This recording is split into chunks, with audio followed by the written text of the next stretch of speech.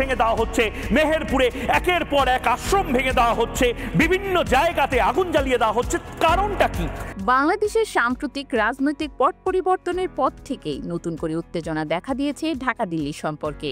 এই প্রেক্ষাপটে ভারতের কিছু গণমাধ্যম বিশেষভাবে সক্রিয় হয়ে উঠেছে বাংলাদেশের বিরুদ্ধে বিভ্রান্তিকর ও উস্কানিমূলক তথ্য ছড়াতে। এ তালিকায় শীর্ষে রয়েছে কলকাতা ভিত্তিক সংবাদ মাধ্যম রিপাবলিক বাংলা, যাদের একাধিক প্রতিবেদনে বাংলাদেশের বিষয়ে উদ্দেশ্য প্রণোদিত ও বিতর্কিত বক্তব্য উঠে এসেছে। চ্যানেলটির প্রধান উপস্থাপক ময়ূক রঞ্জন ঘোষ ইতিমধ্যে সাম্প্রদায়িক উস্কানি ও গুজব ছড়ানোর অভিযোগের মুখে পড়েছেন। এবার নতুন করে বিতর্কের জন্ম দিয়েছে চ্যানেলের আরেক উপস্থাপিকা স্বর্ণালী সরকার।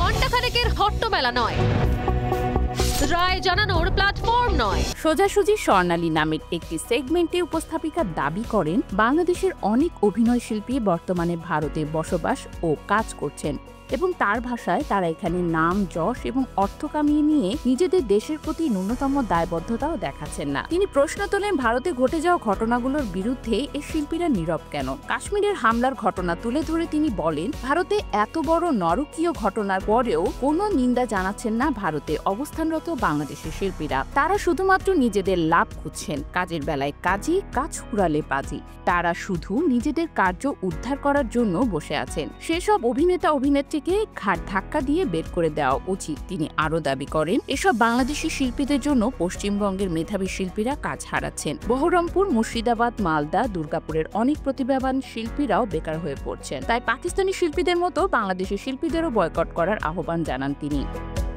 ভিডিওটিতে সরাসরি বাংলাদেশি অভিনয় শিল্পীদের নাম উল্লেখ করে তিনি বলেন, জয়া আহসান, মিথিলা, বিদ্যাসিনা মিম, অপু বিশ্বাস, এমনকি শাকিব খানও ভারতে কাজ করছেন, অথচ তারা ভারতের বিষয়ে কিছু বলেন না। একই সঙ্গে ওপার বাংলার শিল্পী স্বস্তিকা মুখার্জি, সোহানী সরকার ও ইমন চক্রবর্তী নিরাপত্তা নিয়েও প্রশ্ন তোলেন তিনি। উপস্থাপিকার মন্তব্যটি ইতিমধ্যে সোশ্যাল মিডিয়ায় ব্যাপকভাবে ভাইরাল হয়েছে এবং দুই বাংলায় শুরু হয়েছে সমালোচনার ঝড়। অনেকেই একে বিদ্বেষ প্রসূত ও শিল্প সংস্কৃতির পরিসরে অগ্রহণযোগ্য বলে অভিহিত করছেন।